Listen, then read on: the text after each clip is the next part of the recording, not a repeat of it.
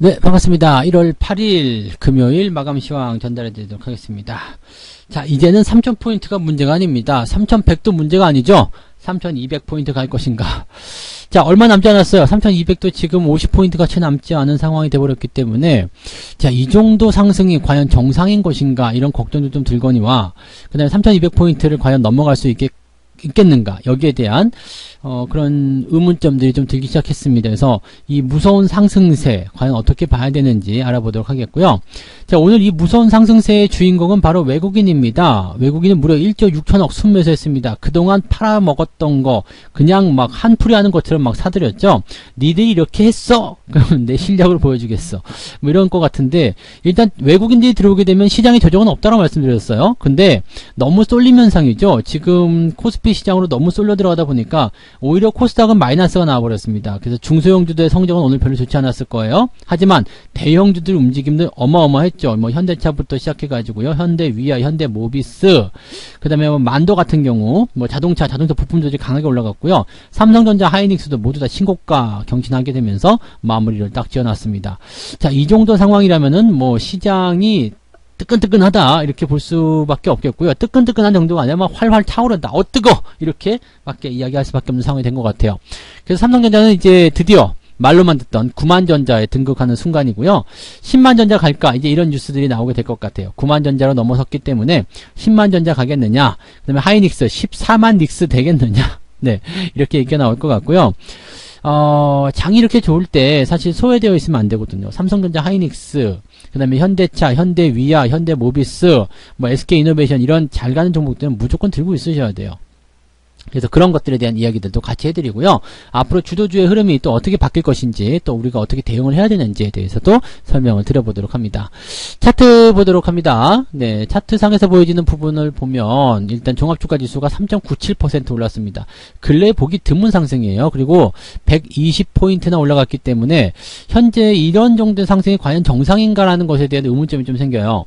보통 주가가 이 정도까지 상승하게 되면은요, 변동성이 굉장히 커졌다라고 볼 수밖에 없기 때문에, 이 정도 변동성이라면은 추가 상승이 나오더라도 다음에 어떤 차익 실현이라든지 아니면 조정에 대한 부분들이 확 들어오는 경우들이 많이 있거든요. 근데 지금 현재 시장 시점에서 우리가 판단해 봤을 때 이 상승을 누가 주도한 것이냐 이거죠. 그냥 외국인이나 기관들이 팔면서 주도한 이런 상승이 아니라 매수를 통해서 들어온 상승이고, 또 이게 상승 초입 구간에 걸려 있단 말이에요. 그러다 보니까 과매수 국면이고 굉장히 부담스러운 위치이긴 한데, 저 상승에 대한 어떤 기조가 오늘 매수가 들어왔기 때문에 저기서 바로 빼지는 않을 것 같다는 생각이 좀 든다는 얘기죠. 1조 6천억이라는 자금은 작은 돈이 아닙니다. 이 돈이 시장에 들어와서 밀어붙이기 시작했을 때는 어떠한 이유가 있었을 것이다 라고 생각해 볼 수 있는 부분이겠죠.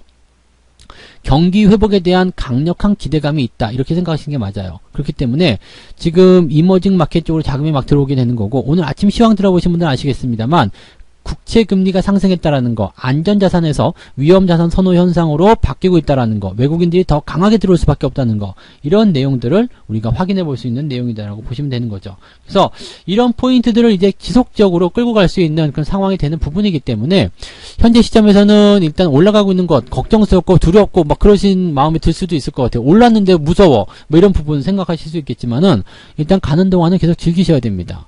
올라가는데 뭐 어떡할 거예요. 올라가고 있는 주식을 가지고 너 내려가 이렇게 얘기할 필요가 없잖아요. 올라가겠다는데 갈 때까지 일단은 보내주는 거, 그것이 중요하다 보시면 되겠고요. 대신에 이제 전략적인 부분은 조금 바뀔 수밖에 없어요. 지금 코스닥 같은 경우는 마이너스가 나왔습니다. 2조 원장에서 마이너스라니 웬 말? 네, 천스닥 가느냐 뭐 이렇게 막 기대감들이 높았었지만 워낙에 자금들이 코스피로 다 몰려 들어가 버렸기 때문에 코스닥이 조금 주춤해 버리는 상황이 좀 나타났어요. 특히나 이제 바이오 섹터들 그렇게 잘 올라가지 못하는 형태의 모습이 좀 나타났는데, 여기서 우리가 생각해 볼 만한 부분이 있습니다. 과연 지금 코스닥을 다 갖다 버리고 중소형주를 다 갖다 버리고 대형주로 갈아타야 될 것이냐, 또 그거 아니죠. 갈아타는 순간 또 물리게 되는 상황이 벌어지게 되죠. 그리고 코스닥이 올라가게 됩니다. 자, 자금이 이탈되지 못하는 시장 상황 속에서는 코스피로 갔던 자금들이 주춤거릴 때는 다시 코스닥으로 흘러들어올 수밖에 없다고 했습니다. 그러면 중소형주들은 지금 주춤거리지만 코스피 종목들이 주춤거리는 상황, 너무 올라서 좀 쉬어야 돼, 이렇게 나올 때는 코스닥 종목들이 튀어나간다는 얘기입니다. 그래서 지금 이렇게 왔다 갔다 하는 흐름들에서는 이미 늦었잖아요. 그래서 그쪽 들어가는 것이 아니라 다음번에 자금이 들어올 때를 기다리셔야 됩니다. 그래서 현재 이 중소형주를 가지고서 조금 소갈이 하고 계시는 분들은 기다리세요. 자기 차례가 오게 되면 중소형주가 또 반짝 상승하게 되는 모습이 나타날 것이다. 보시면 되겠죠? 네. 자, 차트를 봤으니까 이제 수급 동향 보도록 합니다. 오늘 개인들이 5천억 팔았습니다. 근데 기관이 무지하게 팔아치웠는데 이 팔아치운 것의 주범이 누구냐? 연기금입니다. 주가가 올라가니까 계속 팔 수밖에 없어. 어떻게 보면 연기금 물량을 외국인이 뺏으려고 하는 것 같은 느낌이기도 해요. 지금 투신 연기금 매도가 나왔을 때 외국인이 잡아먹는 것이 가장 이상적인 상승 장세 초입에 나타나는 부분이거든요. 근데 지금 그 모습이 나타났어요. 주가를 올리면서 기관들은 바닥에서 샀었던 부분들에 대한 차익 실현이 계속 들어가요. 그리고 그 부분들을 외국인들이 물량을 흡수하는 형태로 가면서 주가가 상승하게 됩니다. 이 과정에서 당연하게도 개인들은 탈락하는 모습이 나타나게 됐는데 현재로서는 개인들이 탈락했다라기보다도 그냥 워낙 매수가 많이 들어오다 보니까 위쪽에 되는 것들을 다 그냥 뺏겼다라고 밖에 생각할 수밖에 없을 것 같아요. 개인들도 사실은 매수에 대한 의견들 계속 가지고 있거든요. 그러다 보니까 개인과 외국인들이 일단 기관 엿을 매기는 그런 형태의 장세가 되었다라고 보시면 될 것 같아요. 기관 살점을 다 뜯어먹고 있는 그런 형태인데 기관들은 지금 일단은 자기들의 비중을 지키기 위해서 자기들의 법을 지키기 위해서 그 룰대로 움직여야 되기 때문에 매도를 그냥 하고 있는 상황이라고 보시면 되겠죠. 약간 좀 답답하다는 이야기 계속 해드리는데 어쩔 수 없죠. 자, 그 다음에 금융투자 쪽에서는 어제 매수가 많이 들어갔지만 오늘 매도가 조금 적습니다. 그렇다라는 것은 아직 시장에 대한 방향은 상방으로 보고 있는 것이다 라고 볼 수가 있겠죠. 워낙 강하게 올랐기 때문에 추가 상승할 수 있는 가능성은 충분히 있을 수 있으리라 생각합니다. 그래서 그런 부분들 충분히 우리가 고민해 볼 필요는 있겠다 이렇게 말씀을 드려볼 수가 있겠네요. 네. 자, 그 다음에 이제 매매 동향 살펴보도록 하겠습니다. 지금 기관들 보시면 금융투자 쪽 먼저 볼게요. 현대모비스 당연하겠죠. 네. 그 다음에 레버리지 순매수. 레버리지도 수익 엄청나게 나왔습니다. 코스닥 레버리지까지 같이 매수하게 되고요. 인버스 좀 있었던 거 그냥 팔아버렸네요. 바로 팔아버린 모습. 삼성 SDI 엄청나게 올랐습니다. 73만 9천원 또다시 신고가 경신하는 모습이고요. 네이버, 네. LG화학 지금 외국인 이 금융투자들 기관들이 손댄 거 매수한 거 다 올라갔습니다. 그래서 부분들이 일단 중요하게 나타났고요.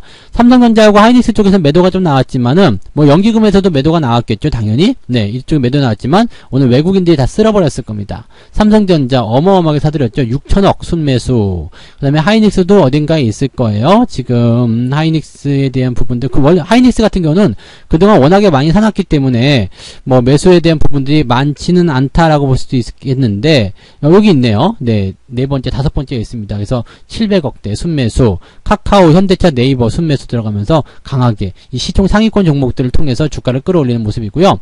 특이한 부분 있죠? 여기 삼성물산, 삼성전기, 삼성바이오로직스 계속 매수하고 있습니다. 지금 삼성전자를 집중적으로 매수한 이유, 삼성물산을 매수를 많이 한 이유, 아무래도 주주 환원 정책에 대한 부분 때문에 아닐까 생각하기도 하는데 단순하게 업황 개선이나 실적 개선에 대한 기대감만 가지고서 삼성전자를 들어가진 않았을 것 같고요. 이 주주 환원 정책에 대한 부분들 때문에 더 이상 못 참겠다라고 생각해서 들어갔을 수 있습니다. 주가가 올라가면 올라갈수록 배당률이 올라간다고 했습니다. 주가가 10만원이 된다 그러면 2.5%의 배당을 생각한다라면 이렇게 되면 주당 얼마를 줘야 돼요? 2,500원 줘야 되는 거죠? 2,500원의 배당이라면요. 5만원에 산 사람들은 5% 배당입니다. 삼성전자로요. 그러니까 이렇게 한번 해볼 필요가 있다라는 거죠. 그러니까 주주 환원 정책이 예전에 있었던 부분들 보시면 이 삼성전자를 한번 볼게요. 오늘 9만원자 찍었는데 10만원까지 갔을 경우 어떤 상황을 벌어질 수 있을까? 2018년도에 주주 환원 정책이 있었습니다.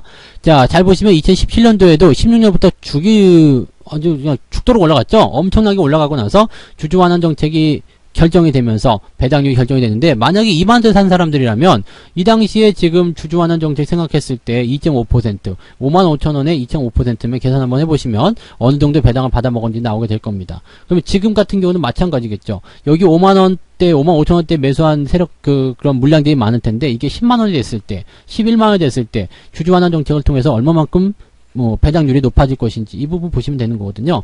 배당을 이렇게 계속해서 올려갈 수 있는 이유들은 삼성전자에 대한 외국인들 비중이 많기 때문입니다. 그래서 당연히 네, 돈을 더 벌기 위한, 더 받아먹기 위한 그런 움직임일 수도 있겠다라고 보셔야 되겠죠. 하이닉스는 왜 사느냐? 이건 뭐 당연히 업황 개선에 대한 그런 기대감이겠죠. 그래서 하이닉스는 계속 끊임없이 사들이고 있는 종목 중에 하나. 지금 14만 닉스 눈앞에 두고 있는 실정입니다. 지금 그래서 삼성전자 하이닉스가 지금 보면은 뭐 공식적인 그런 수익률로 봤을 때 둘 다 60%가 넘어가는 상황이고요. 60% 이상부터는 수익률 굉장히 빨라지는 거 아시죠? 그래서 100%도 금방 돌파할 수 있을 것 같다는 생각이 좀 들기도 합니다. 그런 형태, 거기에다가 오늘 현대 위아 뭐 이런 종목들 같은 경우는 뭐 100% 넘어가는 수익률 당연히 만들었고요.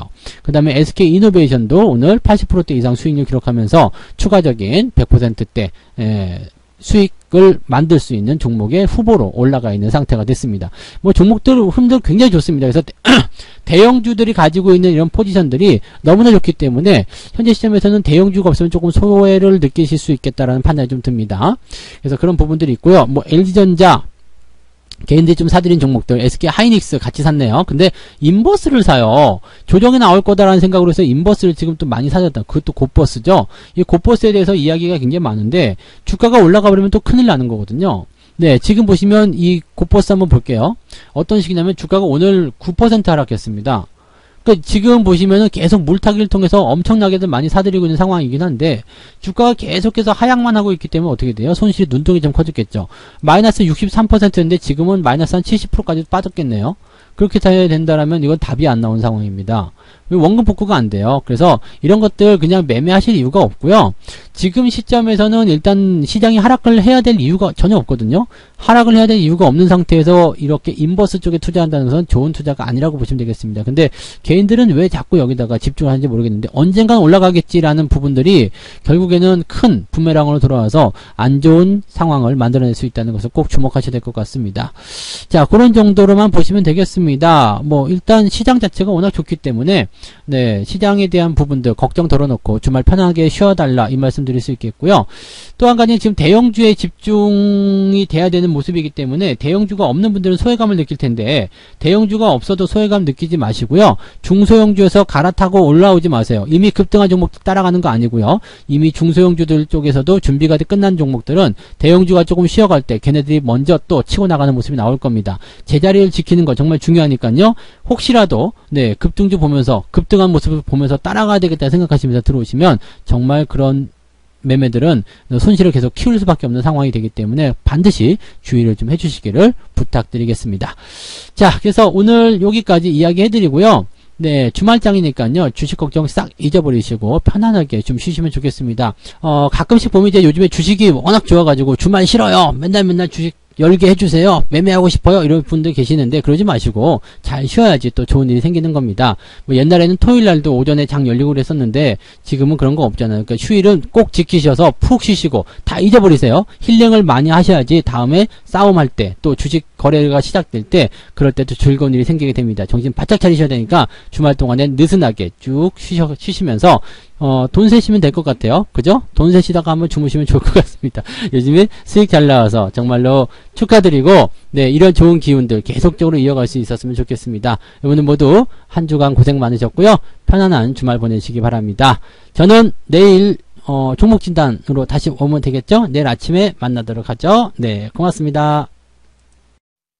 본 방송에서 제공되는 모든 정보는 투자 판단의 참고 자료이며 투자의 최종 책임은 본 방송을 이용하는 본인에게 있습니다.